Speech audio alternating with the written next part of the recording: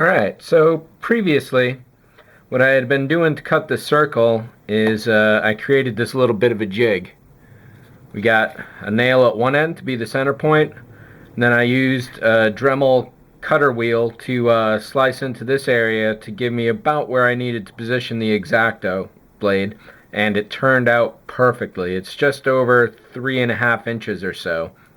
My idea is you bang the nail down to get your center point, then simply twist around. For not having the proper tool to cut circles, this was definitely a bit of an invention on my part, and it happened to work perfectly. This, however, is the proper tool. A circle cutter, a compass circle cutter. When I've been at art stores, I've usually seen these in the $20 plus range. I found this on TCPGlobal for, I think it was $12 with free shipping maybe.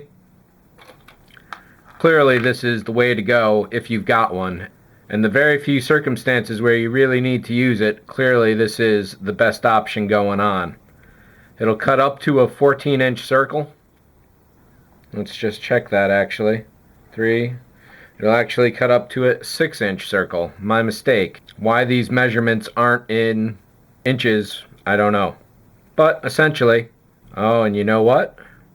This compass cutter would be just about 1/8 too short for my needs. So the Jupiter 2 circle is, like I mentioned, just over 3.5 inches or so. And unfortunately, this does less than that. My bet is that that can be adjusted.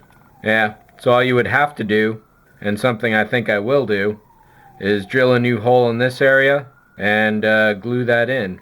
There is a bit of a wiggle on the blue here, but once this is jammed down, that shouldn't be a real problem. The wiggle is just as bad at this end with half of the blue off the area as it is here where it's fully matched. At least it feels it.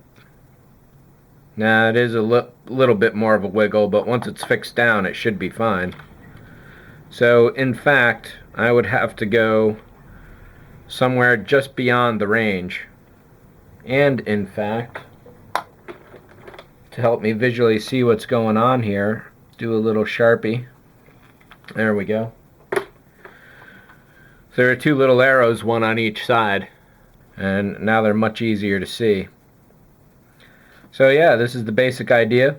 Don't know what this is for offhand, but either way. So I've already cut these circles with my old jig, and if you're going to go and buy a compass cutter for yourself, definitely get one that's bigger than this. This one comes with a bunch of blades, and it looks like they're stored in here. There we go. So this comes with 6 blades. It looks like it should be able to fit a regular X-Acto blade in here, but these are definitely custom.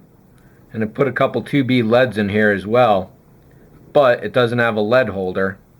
And whatever this little guy here is, that is not a lead holder. So we'll put that back in, snap that down. Little screw device to pull the blade in and out and change the height. So yeah, if you need to cut circles that are under 6 inches, $12 at TCPGlobal on eBay got me this, but clearly something just a little longer would have worked better. Now one other thing that would have been really nice for this is having some safety covers for the blade and the point. This point is definitely as sharp as a nail at the very least, and the blade obviously is a full-blown razor, which is obviously razor sharp. So some kind of cover there would have been a good one. And where to store this once you've thrown the package out, I don't know. It's got a little targeting device on it. So that is that. This absolutely requires a safety cap down here because this is just a stabbing weapon that's going to hurt somebody, probably me.